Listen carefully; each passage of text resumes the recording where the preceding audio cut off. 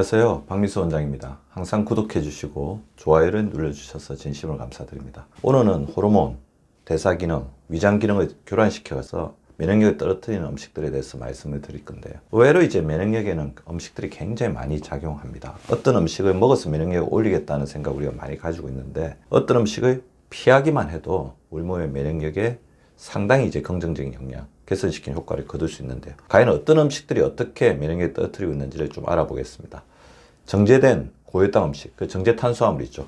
먹었을 때 혈당 확 올리는 음식, 그러니까 혈당 지수가 높은 음식입니다. 혈당 지수랑 같은 음식을 100g 먹었을 때 혈당을 올리는 정도를 설탕과 비교해서 이제 나타낸 거죠. 설탕을 100이라고 했을 때 얼마나 올리느냐. 근데 혈당 지수가 높다는 것은 고혈당 지수 음식을 먹게 되면 인슐린이 확 나오죠. 근데 인슐린이 나오게 되면 그 다음에 저혈당이 되고 또 이제 그러면 이제 배가 고프죠. 그래서 고혈당. 근데 이런 과정을 반복하면서 인슐린의 저항성이 떨어지게 되면 우리가 탄수화물을 안 먹고 지낼 수는 없잖아요. 항상 이제 탄수화물을 먹는데 인슐린 자체가 항상 많이 분비되는 그 상태에 인슐린 저항성, 품질이 나쁜 인슐린이 많이 분비되는 상태.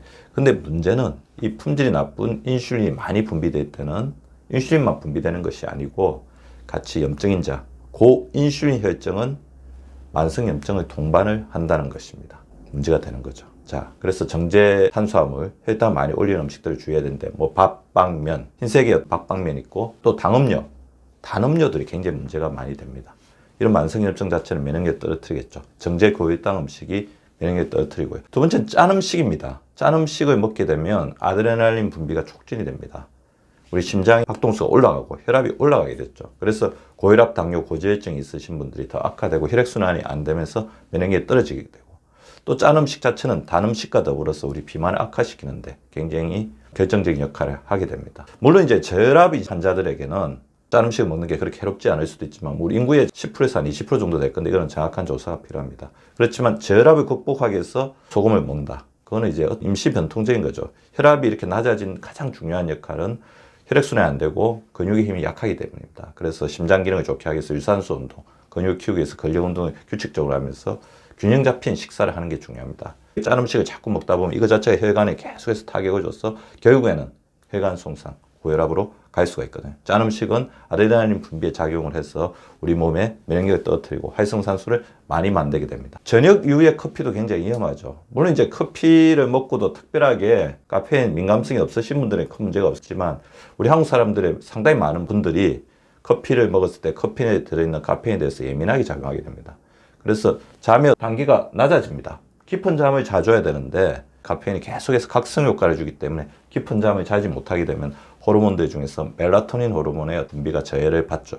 멜라토닌 호르몬은 우리 몸의 가장 중요한 항산화 호르몬, 우리 몸에 활성산소를 줄여주는 호르몬이거든요. 그래서 특히 이제 카페인을 먹었을 때 좀 심장이 쿵당쿵당 뛴다, 밤에 잠들기가 좀 힘들다, 이렇게 커피나 이제 카페인에 대해서 예민성이 있으신 분들은 저녁 이후에 커피 자체가 면역력을 떨어뜨릴 수 있다는 것을 알고 주의해 주셔야 됩니다. 찬물이 또 문제가 돼요. 찬물 자체를 마시게 되면 아무래도 신부 체온이 떨어지죠.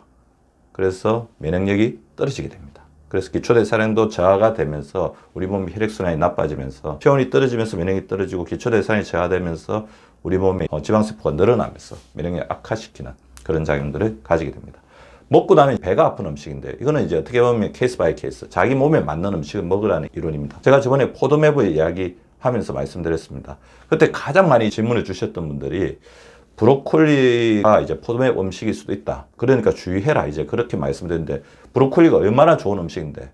맞습니다. 제가 이제 제일 좋은 영양성분을 가진 음식 중에 하나를 들라고 하면 브로콜리 될 정도로 저도 이제 브로콜리에 대해서 애정하는데, 이 브로콜리가 나쁘다는 것이 아니고 가민성 대장 증후군, 그러니까 브로콜리를 먹었을 때 가민성 대장 증후군이 발현되시는 분들한테는 브로콜리가 해로울 수도 있다는 거죠. 가민성 대장 증후군이 악화가 되면 장내 세균소에 파괴가 되는 거죠. 99%에게 맞다고 하더라도 자기에게 맞지 않으면 그것은 자기에게 좋은 음식이 아닙니다. 그런 취지로 말씀을 드린 거니까 절대로 오해하지 마시기 바랍니다. 음식도 소화기관과의 접합성이 있습니다. 아무리 좋은 음식이라도 자기 소화기관에서 잘 받아들이지 못하면 자기 몸에는 해로운 음식이 될 수가 있습니다. 따라서 먹고 나서 배가 아픈 음식은 알러지라든지 장내 세균숲의 파괴, 장누수 증후군을 일으켜서 자기 건강을 나쁘게 하고 면역력을 떨어뜨릴 수도 있다. 그것을 잘 파악하면서 지속적으로 먹고 나서 배가 아프다고 하면 두 가지 방법이 있습니다. 피하든지, 진짜 좋은 음식이라고 하면 소량씩 먹으면서 자기의 소화기관이 그것을 견딜 수 있게 만들어가는 게 필요하겠죠. 소화효소가 부족하신 분들이 있으니까 어떤 음식 먹었을 때 배가 좀 아프다고 하면 소화효소가 풍부한 음식과 같이 먹어보면서 그것을 적응시켜 나가는 것도 하나의 방법일 수 있습니다. 유산균도 면역력을 떨어뜨릴 수 있는데요. 무슨 말이에요? 유산균이 면역력에 제일 중요한 음식이 아니야. 맞습니다. 제가 여기서 말씀드리는 유산균은 자신에게 맞지 않는 유산균. 자, 자신에게 맞지 않는 유산균은 뭡니까?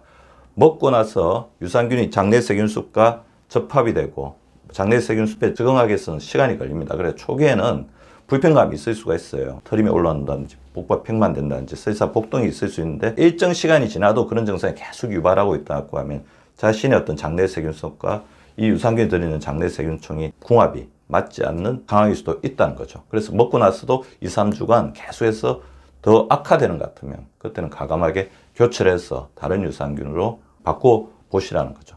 항상 모든 음식은 자기 몸에 맞는지 안 맞는지를 우리 구독자분들이 직접 판단하셔야 됩니다. 그리고 절대적 편식입니다. 편식은 뭐냐면 한 가지 음식만 먹는다도 있어요.